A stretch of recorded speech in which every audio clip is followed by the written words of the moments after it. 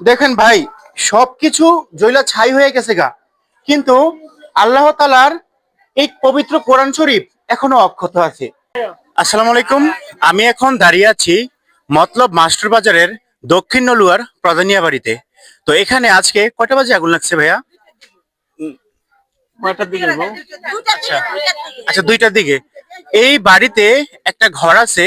উনি অনেক পরিশ্রম করে কষ্ট করে ওনার বহু বছরের কঠোর পরিশ্রমে ওনার ঘরের মধ্যে কিছু ফার্নিচার এবং টিভি ফ্রিজ যাই উনি তৈরি করছিল, আজকে আগুন লেগে সবকিছু জ্বলে ছাই হয়ে গেছে গা ভাই।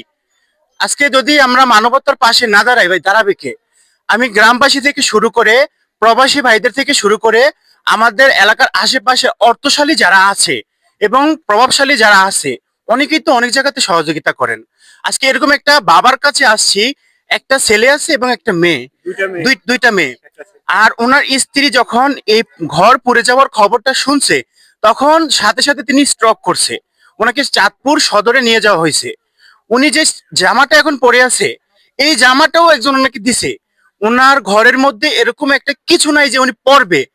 যদি দয়া করে প্রবাসী ভাই বা আমাদের আশেপাশে প্রভাবশালী যারা আছেন, যদি কেউ সহযোগিতা করার মতো থাকেন, সরাসরি ওনাদের নম্বর দেওয়া থাকবে, আপনারা ওনাদের সাথে যোগাযোগ করবেন। বনাম পৌর কর্তৃক আমি একটা রিকোয়েস্ট করতে চাই যে পৌরসভা বা ইউনু ম্যাডাম, আপনারা যারাই আছেন, যদি আপনাদের কাছে ভিডিওটা পৌঁছায়, দয়া করে প্লিজ একটু ওনাদেরকে সহযোগিতা করার থাকলে আপনারা অবশ্যই করবেন।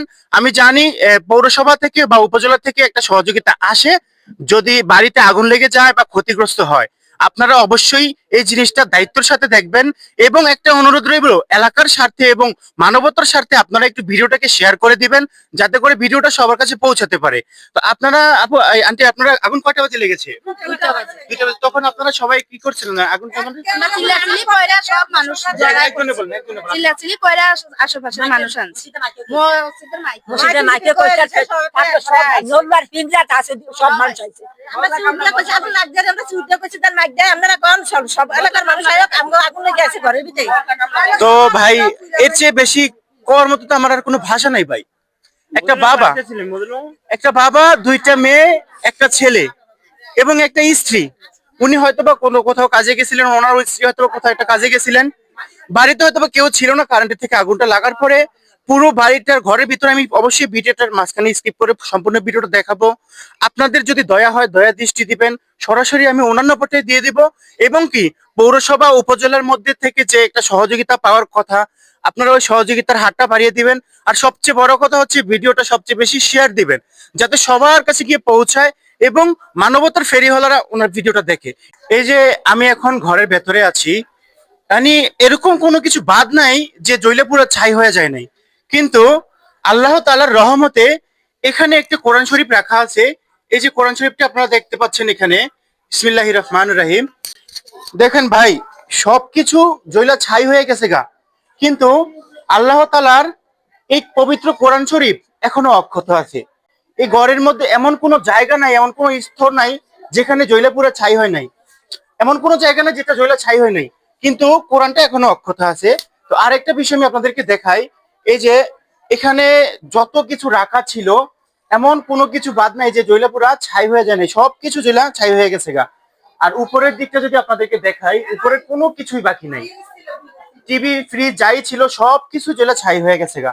তো উনি দীর্ঘ বহু বছরের পরিশ্রম, তিল তিল করে কষ্ট করে এই ঘরটা তৈরি করেছিলেন। কিন্তু এই ঘরের মধ্যে এখন অবশিষ্ট কোনো কিছুই নাই ভাই। আপনাদের মনে যদি দয়া হয়, অবশ্যই ভিডিওটা দেখে আপনারা একটু সাহায্যের হাত বাড়িয়ে দিবেন। আর নয়তো এই ভাইটা হ্যালো হ্যালো হ্যালো, আসসালামু আলাইকুম ভাই। আমি অনেক পরিশ্রম করে, অনেক বছর পরিশ্রম করে আমি এই ঘর করছি, ফার্নিচার করছি, অনেক টাকার ফার্নিচার ভাই, সব আমার পরিশ্রমের ভাই। আমি এগুলা জুটছি আজ ভাই, আল্লাহ তাআলা কিভাবে নিজে আমি জানি না। আপনারা যদি সহযোগিতা করেন তাহলে আমি সহযোগিতা পাবো। এই চাইতে কষ্টর আর কিছু হতে পারে না। এখানে জনগণ আছে, জনগণ সেটা দেখছে।